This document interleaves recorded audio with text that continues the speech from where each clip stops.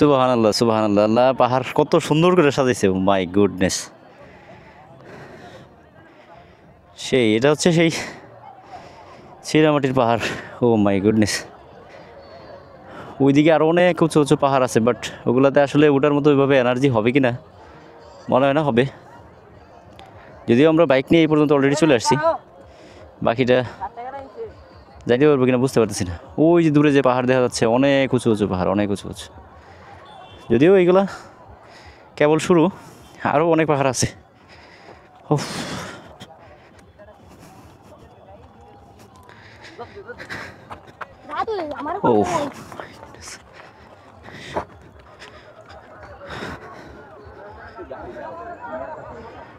O my goodness! সেই হ্যাঁ ভাই, আমরা আসছি নেত্রকোনা থেকে। হ্যাঁ, তোমরা কোন জায়গা থেকে আসছো? ও, তাহলে তো তোমরা আরও কাছের থেকে। ও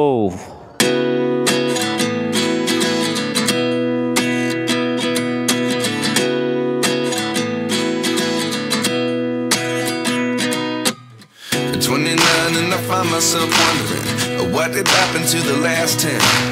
I ran away with my life, fast forward, never turn back again. It's kind of funny that the more we pass time, the more we need to set the rewind. And 19 was the year I had to leave you, but now I'm seeing all the signs.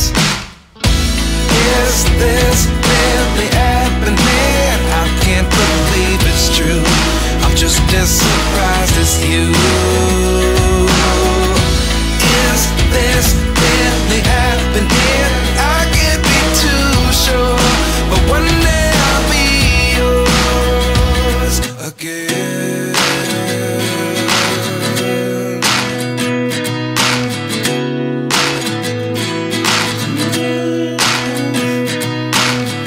Life lessons come one in a dozen. The other 11 get something from nothing. I sit here looking for an answer. Maybe the biggest question was in the last chapter. You gave me the soul I have today. Without you I never could have moved away.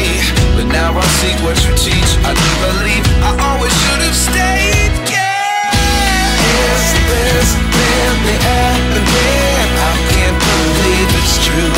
I'm just as surprised as you. Is this really happening? I can't be too sure, but one day I'll be yours again.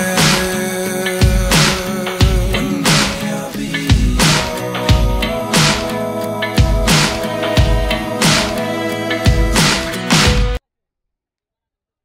Friends, নতুন ব্লগে আপনাদেরকে স্বাগতম। আর আজকে আসি হচ্ছে দুর্গাপুর বিরিশিরি। আপনারা জানেন যে দুর্গাপুরে বিরিশিরি এখনও যাই নাই, যদিও যাচ্ছি। তো এইখানে আসলে মোটামুটি ঠিক দুর্গাপুরের একেবারে বাজারের পরে একটা কাঠের সেতু আছে। এইখানে দিয়ে পার হইলে তারপরে হচ্ছে ওই যে অপর পাশ যেটা আছে, ওইটাই হচ্ছে আসলে বেসিক্যালি পাহাড়ি অঞ্চল একটা। সো ওইখানে আজকে আসছি আর কি, যেহেতু আমাদের বাড়ি নেত্রকোনা। সো ঈদের মধ্যে নেত্রকোনা আসা হয়েছিল, অ্যান্ড আজকে ঈদের দ্বিতীয় দিন। সো আমরা একটু এক্সপ্লোর করতে আসছি যে বিরিশিরি আর পাহাড়ি অঞ্চল এই আর কি। আর জিপিএক্স ডেমনটা নিয়ে আসলাম, যাতে আমাদের জিপিএক্স ডেমনটা ঠিক পাহাড়ে কীরকম পারফর্ম করে সেটাই আসলে দেখার জন্য। সো তো দেখা যাক, আপনারাও সাথে থাকেন আর আপনারা দেখতে থাকেন পাহাড়ি অঞ্চল আমার ক্যামেরার চোখ দিয়ে। সো চলেন দেখা যাক কতদূর যাওয়া যায় আপনাদেরকে নিয়ে। সো এইখানে মনে হয় একটা কাঠের সেতু আছে, এই কাঠের সেতুটা পার হইতে হবে। অ্যান্ড আপনারা যারা বিশেষ করে দুর্গাপুর আসতে চান আর কি, বিশেষ করে ঢাকা বা অন্যান্য ডিস্ট্রিক্ট হইতে, তা আপনারা এখানে আসলে এই সেতুটা পাবেন আর কি। সো এখানে আসলে যেটা করবেন, মোটামুটি কমলাকান্দা যে জায়গাটা আছে ওই দিক দিয়ে না এসে যদি নেত্রকোনা থেকে অথবা শ্যামগঞ্জ থেকে যদি বামে ঢুকে যান, তাহলে হচ্ছে আপনারা জায়গাটা ভালো আসতে পারবেন আর কি। অনেক কষ্ট করে সেতুতে উঠলাম, কাঠের সেতু। বাবারে বাবা, অনেক গাড়ি। আর এখন যে নদীটা পার হইতেছে এটা হচ্ছে সোমেশ্বরী নদী। এখানে যদিও কোনো ব্রিজ নেই, এখানে হচ্ছে স্থানীয় ব্যবস্থা দিনে একটা কাঠের সেতু করছে। এখানে যারা জনগণ আছে বা এইখানকার প্রশাসন আছে আমি জানি না, তবে মনে হয় এটা প্রশাসন করলে হয়তো বা এটা এইভাবেই করতো না, আর একটু ডেভেলপ থাকতো হয়তো বা এখানকার স্থানীয় লোকজন হয়তো বা করে ইজারার মাধ্যমে আর কি চালাচ্ছে। সো এই জায়গাটা পারই, আর যে নদীতে আছি এখন এটা হচ্ছে সোমেশ্বরী নদী, আর এই নদীর পার হলেই দেন যে আমরা এলাকাটা ঢুকবো সেটা হচ্ছে সুশন দুর্গাপুরের দিকে। সো ওখানে গেলে অনেক পাহাড়ি রাস্তা, আর আমরা যারা বাঙালি আছি আর কি, সো আমাদের কাছে সবসময় পাহাড় মানেই হচ্ছে একটা উত্তেজনার জায়গা।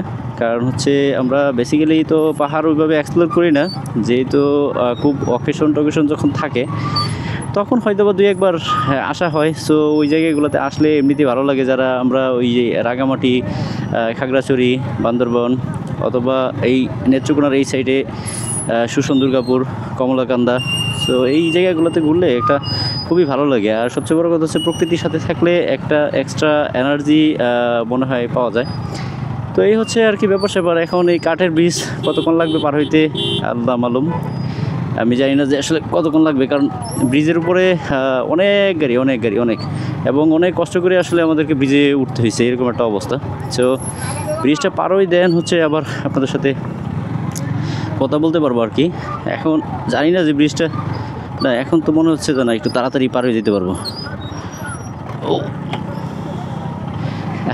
আমি কয়েকজনের ব্লগে দেখছি যে ওনারা হচ্ছে এই ব্রিজ পার হইতে গিয়ে আসলে পড়ে গেছিলো, এরকম কয়েকজনের ব্লগে আমি দেখছি এর আগে আর কি, যারা আসলে পড়ে গেছিলো। বিষয়টা ওরকম না যে একেবারে পড়ে গেছে, মানে বিষয়টা এরকম যে খুব অকার সিচুয়েশনে পড়ছে, মানে গাড়ি নিয়ে একটু হাইলা দিলে পড়ে গেছে, এরকম একটা মানে ইমব্যালেন্স হইলে যেটা হয় আর কি।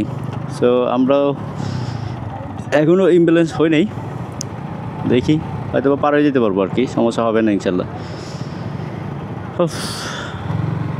বললেই সমস্যা হবে না। এখন দেখা যাক, এখানে মনে হয় ছোট একটা টোল দিতে হবে, মানে এইখান থেকে বুঝতেছি, যদিও আমি এর আগে কখনো আসি নাই, কারণ ওখানে হচ্ছে একটা ছোট টোল প্লাজার মতো ওরা করে রাখছে, যেখানে হচ্ছে টোল কালেক্ট করে। আমি জানি না যে বাইকে কত করে, এখন আমরা আছি কয়েকটা বাইক। সো দেখি কয় টাকা করে টোল নেয় তারা, আগে টোল দিই, তারপরে হচ্ছে ওই পারে গিয়ে আমরা পাহাড়ের যে সাইডটা আছে ওইটা এক্সপ্লোর করবো। অ্যান্ড আপনারাও আমার ক্যামেরার চোখে আসলে দেখতে পারবেন যে পাহাড়ি অঞ্চলগুলো যারা এখনও এক্সপ্লোর করেন না আর কি, ঠিক কীরকম এর কি আর কি। সো চলেন দেখা যাক কী হয়। ও যাই হোক, সোমেশ্বরী নদী পার হইলাম আর কি।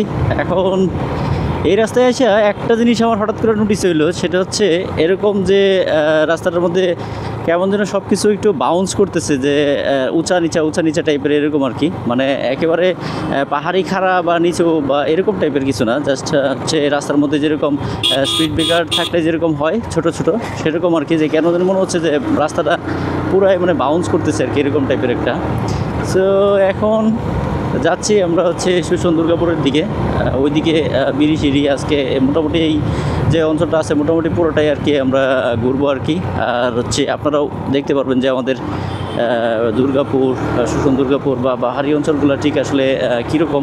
আমরা যারা বিশেষ করে বাঙালি আছি, আমি যে কথা একটু আগে বলতেছিলাম, আমাদের কাছে পাহাড় মানে হচ্ছে একটা এক্সট্রা উত্তেজনার বিষয়, পাহাড় মানে হচ্ছে একটা ভালো লাগার বিষয়। কারণ হচ্ছে আমরা তো ওইভাবে আসলে পাহাড়ে যাই না, কিন্তু পাহাড়ের যে একটা নিস্তব্ধতা আছে বা ওইখানকার মানুষের যে কৃষ্টি কালচার আছে, এইগুলো হচ্ছে আমাদের বাঙালিদেরকে একটা মানে আকর্ষণ করে থাকে আর কি। সো এই জন্যই আমরা আসলে পাহাড়ে বারবার ঘুরতে যাই, যেমন ওই যেটা বলতেছিলাম যে রাঙামাটি, খাগড়াছড়ি, বান্দরবন, তারপর নেত্রকোনা, এই সব অঞ্চলগুলোই মোটামুটি পাহাড়ি।